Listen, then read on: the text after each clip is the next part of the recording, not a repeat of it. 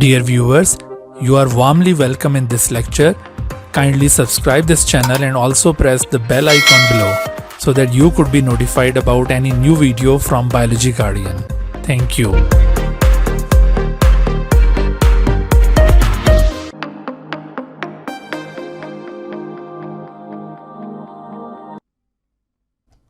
बिस्मिल्लाहिर्रहमानिर्रहीम।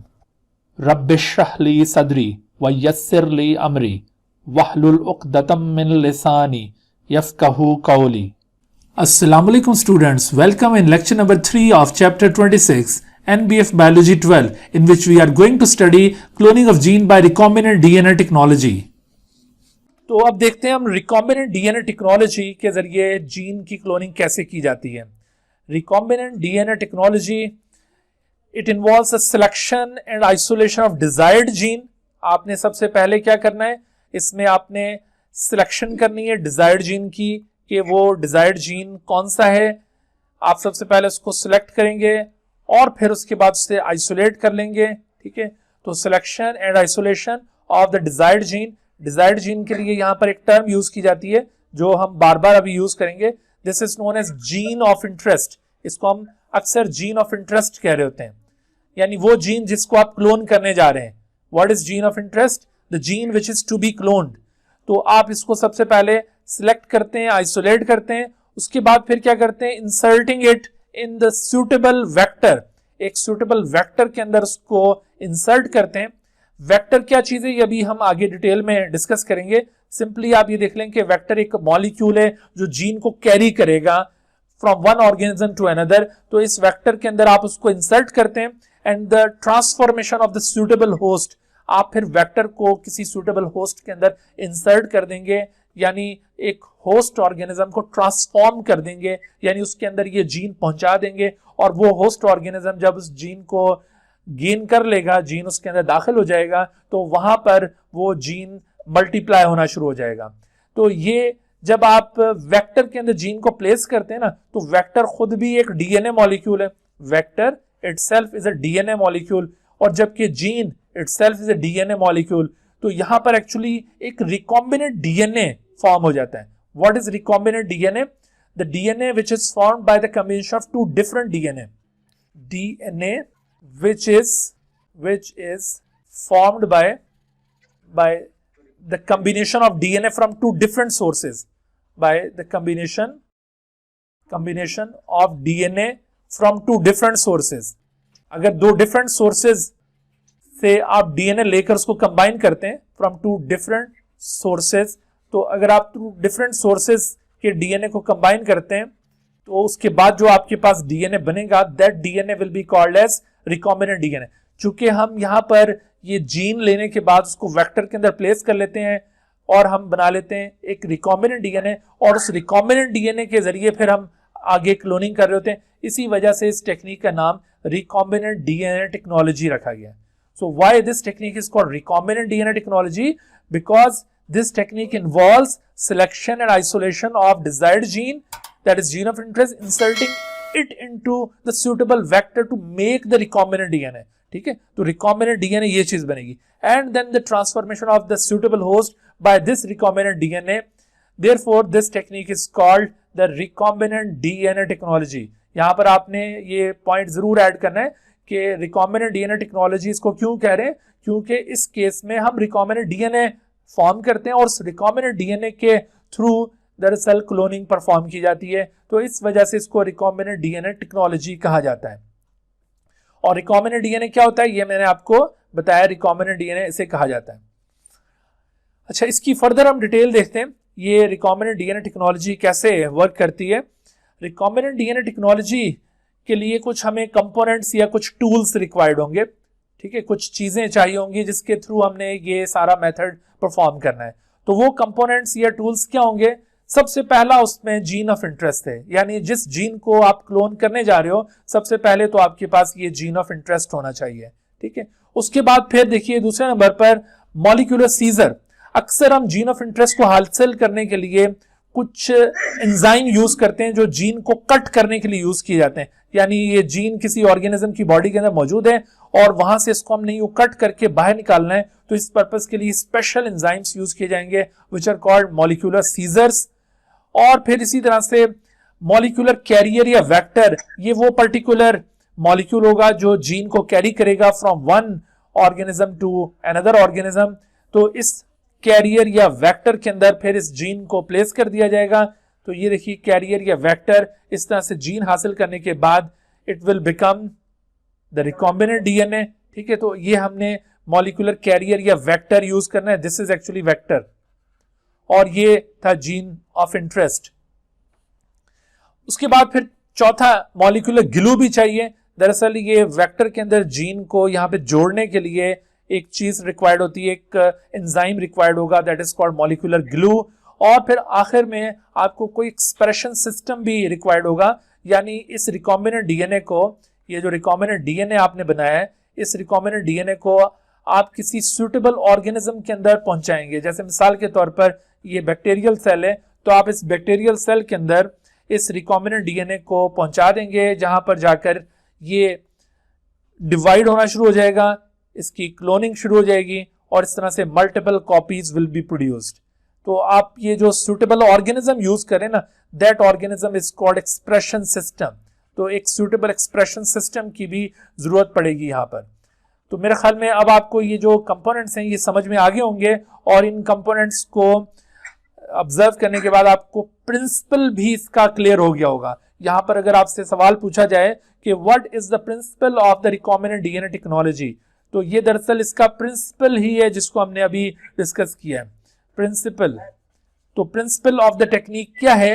Principle of technique आपने यही जो वर्डिंग आपको मैंने बताई थी ना, कि this technique involves the selection and isolation of desired DNA या gene of interest, inserting it into the suitable vector to make the recombinant DNA, and then the transformation of the suitable host by the recombinant DNA to make the copies of the gene. So ये है दरअसल principal, इस चीज को आपने principal भी consider करना है, और ये साथ आपको कंपोनेंट्स भी बता दिए हैं। जी बेटा, आप क्या पूछना चाह रहे हैं? बिल्कुल बिल्कुल, अभी ये सारी चीजें मैं खोल के दिखाऊंगा आपको। अभी तो ये कहानी शुरू हुई है, अभी तो ये कहानी बहुत आगे तक चलनी है, और जब आप थक जाएं तो मुझे बता दीजिएगा, वहां पर हम रोक देंगे इसको, क्योंकि ये टॉपिक अभी खत्म नहीं होने वाला आज। अभी तो आहिस्ता आहिस्ता आप इसके अंदर उतरते चले जाएंगे, ठीक है जी बेटा। तो ये जो कंपोनेंट्स जिनका हमने जिक्र किया, सबसे पहला कंपोनेंट उसमें जीन ऑफ इंटरेस्ट है, तो इसको जरा देख लेते हैं ये क्या बला है। तो अभी मैंने आपको बताया कि gene of interest is the gene which is to be cloned. ठीक है, जीन ऑफ इंटरेस्ट क्या है? Is the gene which is to be cloned, जिसको आप क्लोन करने जा रहे हैं, जिस जीन को आगे फर्दर अपने रिसर्च में आपने यूज करना होता है, that gene is called gene of interest, या फिर आप इसको डिजायर्ड जीन भी कहते हैं। It is also known as desired gene. तो ये जीन ऑफ इंटरेस्ट या डिजायर्ड जीन, ये वो जीन है जिसको आप क्लोन करना चाहते हैं। और इसे कहां से लेंगे भाई? What is the source of this gene? तो इसको आप ऑब्टेन कर सकते हैं, it can be obtain bye 3 different ways. एक तो इसका मेथड होगा आर्टिफिशियल जीन सिंथेसिस, आप इसको सिंथेसाइज कर सकते हैं खुद से। आजकल ये चीज पॉसिबल है कि आप जिस जीन को चाहें खुद बना सकते हैं, तो artificial gene synthesis is the method. Another method is synthesising it from the messenger RNA. आपको पता है कि messenger RNA is the product of gene, क्योंकि जब कोई भी जीन ट्रांसक्राइब होता है तो उसकी वजह से फिर एमआरएनए बनता है ना, तो हम एमआरएनए से दोबारा जीन बना सकते हैं। तो इस तरह से एमआरएनए के जरिए भी इसकी सिंथेसिस पॉसिबल है, या फिर आप इसको डायरेक्टली क्रोमोसोम से क्लीव कर लें, उसको कट करके बाहर निकाल लें, that is called direct cleavage. तो ये 3 में से कोई मेथड यूज किया जाएगा। इनमें से सबसे ज्यादा जो यूजफुल मेथड है वो ये लास्ट मेथड है, जिसको हम अभी आगे डिस्कस करेंगे। लेकिन पहले हम इन दोनों मेथड्स को भी ब्रीफली देख लें। जी, तो सबसे पहले हम देखते हैं कि आर्टिफिशियल जीन सिंथेसिस से क्या मुराद है। Artificial gene synthesis,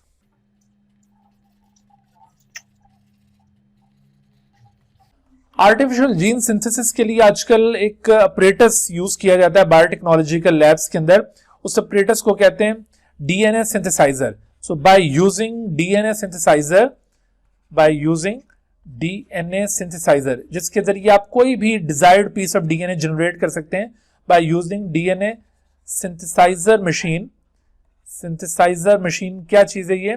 this artificial DNA synthesiser machine एक ऐसी मशीन है जिसमें कोई भी आप specific piece of DNA generate कर सकते हैं, लेकिन उसके लिए आपको ये पता होना चाहिए कि what is the nucleotide sequence in the gene. यानी जिस जीन को आप बनाना चाहते हैं तो आपको ये पता होना चाहिए कि उस जीन का न्यूक्लियोटाइड सीक्वेंस क्या है। आपको पता है ना, जीन एक डीएनए का सेगमेंट है और इस डीएनए के सेगमेंट में कोई स्पेसिफिक न्यूक्लियोटाइड सीक्वेंस यहाँ पे प्रेजेंट होगा, जैसे ये ATGCCAG। तो आपको जब तक ये सीक्वेंस ऑफ न्यूक्लियोटाइड पता नहीं होगा आप एक जीन सिंथेसाइज नहीं कर सकते। तो पहले न्यूक्लियोटाइड सीक्वेंस पता चलाया जाता है और उसके बाद फिर उस पर्टिकुलर पीस ऑफ डीएनए को सिंथेसाइज करते हैं। इसके लिए आप तमाम न्यूक्लियोटाइड्स के सॉल्यूशन बनाकर इस मशीन के अंदर डालते हैं और इस मशीन के प्रोग्राम के अंदर ये सीक्वेंस इंसर्ट करते हैं कि हमें इस सीक्वेंस में ये न्यूक्लियोटाइड्स अरेंज करके दो। तो ये मशीन आपको उसी सीक्वेंस में न्यूक्लियोटाइड अरेंज करके देगी और इस तरह से कोई भी desired piece of DNA generate किया जा सकता है। आप कहेंगे कि अगर ये मशीन हमारे पास अवेलेबल है तो फिर ये क्लोनिंग करने के लिए हम इस तरह इस मशीन को ही क्यों नहीं यूज कर लेते, धड़ाधड़ यहाँ से मशीन से कॉपीज जीन की प्रोड्यूस करते चले जाएं, तो क्या ये ज्यादा सुटेबल नहीं होगा? आप क्या समझते हैं? ये सवाल उभरता है आपके जहन में? बिल्कुल, लेकिन बेटे ये बहुत ही कॉस्टली मेथड है। यानी अगर आप ये इस डीएनए सिंथेसाइजर मशीन के जरिए क्लोनिंग करने लगे और अगर आपको billions and billions of copies required हो तो ये बहुत ही महंगा मेथड साबित होगा। और हमेशा टेक्निक्स के अंदर इकोनॉमी का बड़ा ख्याल रखा जाता है कि टेक्निक शुड बी इकोनॉमिकल। ऐसा नहीं है कि जितना मर्जी पैसा लग जाए और आप एक टेक्निक परफॉर्म करने के काबिल हो जाए, ये कोई सुटेबल एस्पेक्ट नहीं होता साइंस के अंदर। तो साइंस में हमेशा टेक्निक को इकोनॉमिकल बनाया जाता है। तो इस वजह से अगर आपको कोई एक छोटा सा पीस जनरेट करना है तो फिर तो ये मेथड यूज कर लिया जाएगा, लेकिन जब आपको बहुत सारी कॉपीज बनानी है तो फिर आप इस मेथड को यूज नहीं करेंगे। तो this method is generally used to obtain a gene of interest और उसके बाद बाकी काम फिर हम रिकॉम्बिनेंट डीएनए टेक्नोलॉजी से करते हैं। Is that clear? अच्छा, उसके बाद जो दूसरा मेथड है, this was the first method. Second method I have told you that synthesis from messenger RNA. Synthesis from messenger RNA, आप इसको मैसेंजर आरएनए से भी बना सकते हैं। क्यों? वो कैसे? असल में देखिए, ये जो एमआरएनए होता है ना, mRNA is the product of gene. एक जीन जब ट्रांसक्राइब होता है तो जीन ट्रांसक्राइब होने के बाद एमआरएनए जनरेट करता है। सपोज करें ये जीन था और इसकी ट्रांसक्रिप्शन के बाद ये एक एमआरएनए जनरेट हुआ है, ठीक है, AUGCCAG, इस तरह से करके ये एमआरएनए सीक्वेंस यहां से जनरेट हुआ। आपको ट्रांसक्रिप्शन प्रोसेस याद होगा, उसमें एक स्ट्रैंड डीएनए का क्या कहलाता है? कोडिंग, और दूसरा क्या कहलाता है? टेम्पलेट। हाँ जी, तो अगर ये एमआरएनए है तो ये एमआरएनए दरअसल इस टेम्पलेट से ओरिजिनेट हुआ है। इस वजह से यहां पर आपको कॉम्प्लीमेंट्री सीक्वेंस नजर आ रहा है और जबकि ये एक्चुअली इस कोडिंग स्ट्रैंड की कॉपी है। तो आप ये देखते हैं कि messenger RNA is generally produced by the process of transcription. यहाँ पे ट्रांसक्रिप्शन का प्रोसेस परफॉर्म हुआ और उसके जरिए दरअसल ये मैसेंजर आरएनए फॉर्म हुआ, ठीक है। Messenger RNA is a product of gene which is produced by the process of transcription. तो अगर आप ये इस ट्रांसक्रिप्शन को रिवर्स कर दें, रिवर्स का मतलब है कि आप एमआरएनए को टेम्पलेट बनाएं और एमआरएनए को टेम्पलेट बनाकर उससे दोबारा ये जीन सिंथेसाइज करें, so this would be called as reverse transcription। अब इसे क्या कहा जाएगा? Reverse transcription. तो reverse transcription is the mechanism by which you can synthesize a gene from the messenger RNA। आप मैसेंजर आरएनए से दोबारा एक जीन सिंथेसाइज कर सकते हैं। आप सेल से मैसेंजर आरएनए आइसोलेट करेंगे और उसका जो भी पर्टिकुलर जीन है उसको आप रिवर्स ट्रांसक्रिप्शन के जरिए सिंथेसाइज कर लेंगे। वो कैसे? दरअसल कुछ ऐसे एजेंट्स मौजूद हैं नेचर के अंदर जिनके पास ये मैकेनिज्म अवेलेबल है, तो हम उस मैकेनिज्म से फायदा उठाएंगे। मिसाल के तौर पर आपने नाम सुना होगा रेट्रोवायरसेस का। HIV भी एक रेट्रोवायरस है। तो ये जो रेट्रोवायरसेस होते हैं, ये रेट्रोवायरसेस दरअसल RNA वायरसेस होते हैं। Retroviruses are actually RNA viruses. इनके पास जो इनका जीनोम है वो दरअसल RNA की शक्ल में, जैसे उसकी एग्जांपल आपको याद होगी HIV, आपने फर्स्ट ईयर में ये टॉपिक पढ़ा हुआ है। तो HIV एक रेट्रोवायरस है और ये रेट्रोवायरसेस RNA वायरसेस होते हैं, और जब ये अपने होस्ट के अंदर अपना जीनोम इंजेक्ट करते हैं तो होस्ट बॉडी के अंदर इनका genome, that is RNA genome, it is transformed into DNA by means of an enzyme known as reverse transcriptase enzyme. आपने फर्स्ट ईयर में यकीनन ये नाम पढ़ा होगा, रिवर्स ट्रांसक्रिप्टेज एंजाइम। तो ये रिवर्स ट्रांसक्रिप्टेज ये वो एंजाइम है जिसके जरिए रेट्रोवायरसेस सच एज HIV ये अपने RNA जीनोम को DNA में कन्वर्ट करते हैं और उसके बाद फिर उस DNA को होस्ट के जीनोम के अंदर इंसर्ट कर देते हैं। तो ये रिवर्स ट्रांसक्रिप्टेज एंजाइम है जिसके जरिए RNA से DNA बनाया जा सकता है। तो हम इन रेट्रोवायरसेस का ये जो एंजाइम है ये हासिल कर लेते हैं और इस एंजाइम को यूटिलाइज करते हुए इस mRNA से दोबारा DNA सिंथेसाइज कर लेते हैं। ठीक है भाई, तो आपको ये बात समझ में आई कि रिवर्स ट्रांसक्रिप्टेज जो कि रेट्रोवायरसेस से हासिल हो रहा है। तो रेट्रोवायरसेस भी ये कोई ऐसे अल्लाह ताला ने नहीं पैदा कर दिए, इनका भी देखिए एक खास मकसद हमें अब समझ में आया कि बेशक ये डिजीज कॉज करते हैं लेकिन हम इनको अपने मकासद के लिए भी यूज कर सकते हैं। देखो इनसे भी फायदा उठाया जा रहा है, तो इनका ये एंजाइम इस मकसद के लिए यूज हो रहा है। अच्छा, रिवर्स ट्रांसक्रिप्शन के जरिए जो DNA प्रोड्यूस किया जाता है उस DNA को कहते हैं कॉम्प्लीमेंट्री DNA। आपने ये टर्म भी याद रखनी है, the DNA which is produced by reverse transcription is called complementary DNA। उसे कॉम्प्लीमेंट्री DNA कहा जाता है, कॉम्प्लीमेंट्री DNA, या इसको सिंपली आप cDNA कह सकते हैं, cDNA। What is cDNA? The complementary DNA, the DNA which is produced from mRNA by reverse transcription, the DNA which is produced from mRNA through reverse transcription। तो ऐसे DNA को complementary DNA कहा जाएगा। तो ये कॉम्प्लीमेंट्री DNA ये फिर आप इसको फर्दर यूज कर सकते हैं। ये वही जीन है जिसे आगे फर्दर फिर यूटिलाइज किया जा सकता है। ठीक है भाई, यहां तक बात समझ में आई है। अच्छा, उसके बाद तीसरा मेथड मैंने कौन सा बताया था? The third method is direct cleavage. The third method is direct cleavage. और ये डायरेक्ट क्लीवेज क्या है? डायरेक्ट क्लीवेज का मतलब है कि आप किसी सोर्स ऑर्गेनिज्म के DNA से उसको डायरेक्टली क्लीव कर लें, कट कर लें। यानी वो ऑर्गेनिज्म जिसके पास नेचुरली ये जीन मौजूद होते हैं उसे कहते हैं सोर्स ऑर्गेनिज्म। सोर्स ऑर्गेनिज्म कौन है? The source organism, the organism in which gene of interest is naturally found.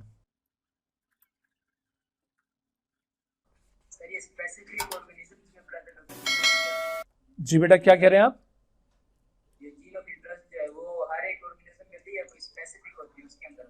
जैसे मिसाल के तौर पर बेटे आप ह्यूमन का कोई जीन क्लोन करना चाहते हैं तो जाहिर है कि ह्यूमन तमाम के अंदर वो जीन प्रेजेंट होगा। ठीक है, तो सोर्स ऑर्गेनिज्म हम उस ऑर्गेनिज्म को कह रहे हैं जिसके पास जीन है। आप अगर ह्यूमन जीन को क्लोन करना चाहते हैं तो वो ह्यूमन आपके लिए सोर्स ऑर्गेनिज्म बन गया। आप किसी मंकी के जीन को क्लोन करना चाह रहे हैं तो वो मंकी आपके लिए एक सोर्स ऑर्गेनिज्म बन गया। तो जिस ऑर्गेनिज्म से भी आपने जीन लेना है ना, वो दरअसल सोर्स ऑर्गेनिज्म कहलाएगा। Is that clear? Yes, sir. ये जो पिछला वाला हमने बताया synthesize from messenger RNA इधर होगा। ये भी सोर्स ऑर्गेनिज्म में होगा, इसमें भी। जाहिर है इसके लिए भी जो mRNA वो किसी सोर्स ऑर्गेनिज्म से लेंगे ना, तो मैसेंजर RNA जिस ऑर्गेनिज्म से लिया जाएगा वो ऑर्गेनिज्म भी सोर्स ऑर्गेनिज्म ही कहलाएगा और उस मैसेंजर RNA से फिर आप DNA जनरेट कर लेंगे। ठीक है, नहीं, ये आर्टिफिशियल मीडियम के अंदर होगा ये काम। जैसे अभी मैंने आपको ये दिखाया ना कि हम ये रेट्रोवायरस से ये एंजाइम ले लेते हैं रिवर्स ट्रांसक्रिप्टेज, और ये हम सारा कुछ आर्टिफिशियल मीडियम में परफॉर्म करते हैं। हमने mRNA ऑब्टेन कर लिया, इधर से रिवर्स ट्रांसक्रिप्टेज एंजाइम लिया और फिर उसको आर्टिफिशियली हम किसी मीडियम के अंदर ये काम करेंगे, इन विट्रो मेथड बन जाएगा ये वाला जो है, ठीक है जी बेटा। ये कॉम्प्लीमेंट्री डीएनए वेक्टर के तौर पे काम करेगा? नहीं, वेक्टर के तौर पे नहीं बेटा, ये जो कॉम्प्लीमेंट्री डीएनए होगा ना, ये जीन होगा, ये एक सिंगल कॉपी है। देखो आप ये टॉपिक को भूल गए, हम एक्चुअली क्या डिस्कस कर रहे हैं, we are discussing that how can we obtain the gene of interest. तो there are 3 different methods to obtain gene of interest. पहले तो हमें जीन मिलेगा, फिर क्लोनिंग होनी है ना उसकी। तो हम ये 3 मेथड्स अभी डिस्कस कर रहे हैं कि जीन मिलेगा कहां से हमें। तो जब एक दफा जीन मिल जाता है और उसके बाद फिर उसकी क्लोनिंग होती है, ठीक है। तो हमने पहले तो जीन को आइडेंटिफाई करना है, सिलेक्ट करना है। तो उसके लिए एक आर्टिफिशियल जीन सिंथेसिस का मेथड आपको बताया, इसके थ्रू आप हासिल कर सकते हैं।